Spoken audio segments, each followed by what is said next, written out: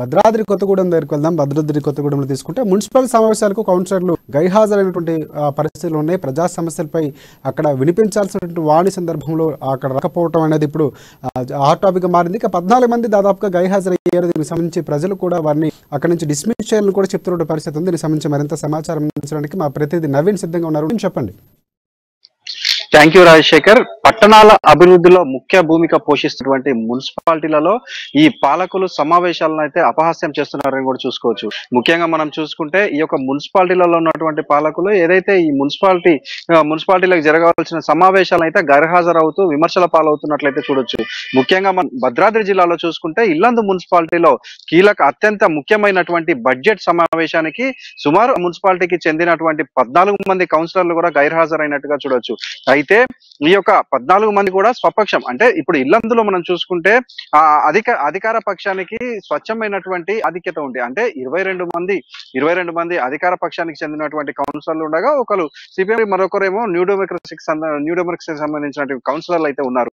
అయితే ఈ యొక్క అధికార పక్షంలో ఉన్నటువంటి ఈ ఏదైతే వారి మధ్య ఉన్న ప్రపంచాల దీంతో వీరి 14 మంది కూడా ఈ యొక్క సమావేశాలకి అటెండ్ కాని పరిస్థితి అయితే నెలకొంది. కొద్ది రోజుల క్రితం మనం ఇల్లందు మున్నటిలో చూసుకుంటే ఏదైతే చైర్పర్సన్ దమ్మాలపాటి వెంకటేశ్వరరావుపై ఈ యొక్క కౌన్సిలర్లందరూ కూడా అసమ్మతి గలం వినిపించిన నేపథ్యంలో ఈ యొక్క పంచాయతీ వరంగల్ పల్లారాజేశ్వర రెడ్డి సమక్షంలో సమసినట్లుగా కూడా మనం చూసాం. అయితే ఈ పరిస్థితుల్ని చూసుకుంటే ఏదైతే ముఖ్యమైనటువంటి బడ్జెట్ సమావేశానికి కూడా ఈ 14 మంది గైర్హాజరు అయిన దాన్ని బట్టి చూసుకుంటే ఇంకా ఆ ఒక అసమ్మతి అనేది సమసిపోలేదని అధికార పక్షంలో లుకలుకలైతే ఇంకా బయటపడినట్లుగా కూడా మనం చూసుకోవచ్చు. అయితే ఈ యొక్క సమస్యను తీర్చడానికి ఇల్లందు శాసనసభ్యురాలు ఏదైతే హరిప్రియ అనేక మార్లు ప్రయత్నించినప్పటికీ వీరైతే ఇంకా సమస్యనట్లు చూడొచ్చు. అయితే ఈ యొక్క మన పల్లారాజేశ్వర రెడ్డి ఈ సమస్యను కొలికి తీసుకొచ్చిన నేపథ్యంలో ఈ యొక్క 14 మంది అసమ్మతి కౌన్సిలర్లు అయితే ఈ యొక్క పార్టీ కార్యక్రమాల్లో అయితే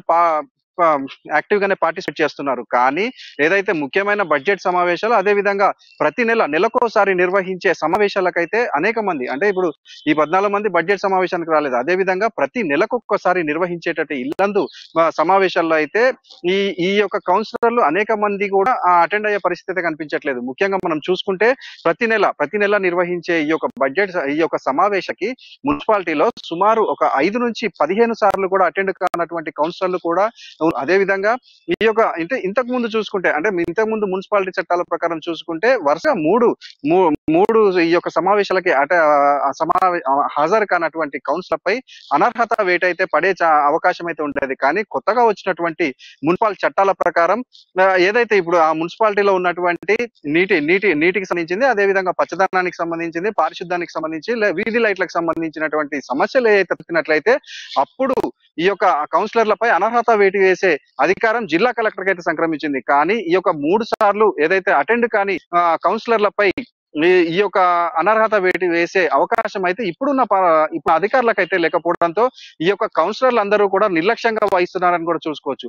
ముఖ్యంగా చూసుకుంటే తెలంగాణ రాష్ట్రం ఏర్పడ్డాక మున్సిపల్ కౌన్సిలర్లకు అంటే వీరికి ఇచ్చే గౌరవ వేతనం అనేది ప్రభుత్వం అయితే గణనీయంగా చూసుకోవచ్చు. అయితే ప్రతి ఒక్క సమావేశానికి ఈ యొక్క మున్సిపల్ కౌన్సిలర్లకు 3,250 రూపాయలు ప్రభుత్వం తరపున గౌరవ వేతనం అందిస్తున్నారు. అదే విధంగా చైర్పర్సన్ కు 15,600 రూపాయలు, అదే విధంగా కోఆప్షన్ సభ్యులకు 3,250 రూపాయలు.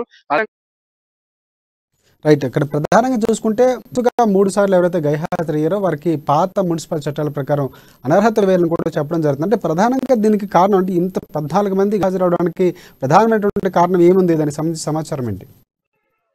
ఈ 14 మంది కూడా అధికార పార్టీలో ఉన్నటువంటి అసెంబ్లీ కౌన్సిలర్లు మాత్రమే. అంటే మనం రీసెంట్ గా చూసుకుంటే ఈ యొక్క అధికార పార్టీలో ఉన్నటువంటి 14 మంది కౌన్సిలర్లు కూడా అక్కడ ఉన్న చైర్పర్సన్ దమ్మాలపాటి వెంకటేశ్వరరావు ఈ యొక్క కౌన్సిలర్లతోటి సఖ్యతగా మెలగట్లేదని, అదే విధంగా ఆయన ప్రవర్తన బాలేదన్న ఉద్దేశంతో జిల్లా కలెక్టర్ కార్యాలయానికి వచ్చి వారైతే అనుమతిని ప్రపోజ్ చేసే పని చేస్తే జిల్లా కలెక్టర్ అయితే దానిని స్వీకరించకపోవడంతో అదే కలెక్టర్ ఆఫీస్ లో వీరు నిరసీక్షకు కూడా దిగారు. అయితే ఇటు నుంచి ఇటు అంటే వీరు క్యాంపు కూడా వెళ్ళిపోయి ఆ ఒక ఇల్లందు మున్సిపాలిటీలో ఉన్నటువంటి వార్డులలో కూడా తిరగని పక్షం అయితే ఉంది. అయితే ఈ యొక్క తిరగనేప్పుడు కూడా ఏదైతే ఎమ్మెల్యే ఉందో ఎమ్మెల్యే హరిప్రియ అయితే ఆ వార్డులలో అభివృద్ధి పనులు కుంటుపడకుండా ఆమె డైరెక్ట్ గా ప్రజలతో మమేకమై అక్కడి ఉన్న అభివృద్ధి పనులను అయితే సజావుగా సాగే విధంగా చూసుకుంది. అయితే వీరందరూ కూడా అధికార పక్షానికి చెందిన వారే.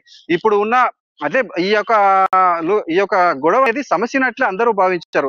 కానీ ఏదైతే ముఖ్యమైనటువంటి ఇల్లందు మున్సిపాలిటీలో ముఖ్యమైనటువంటి బడ్జెట్ సమావేశంలో ఈ యొక్క కౌన్సిలర్లు అయితే అటెండ్ కాకుండా వారి వార్డులలో ఉన్న సమస్యల్ని అధికార వర్గానికి చెప్పకపోవడంతో అక్కడ ఉన్న సమస్యలు అయితే అదే విధంగా ఉన్నట్టు చూసుకోవచ్చు. అయితే దీని అంతటిపై కూడా ప్రజలైతే విమర్శిస్తున్న పరిస్థితులు అయితే చూస్తారు రాజశేఖర్.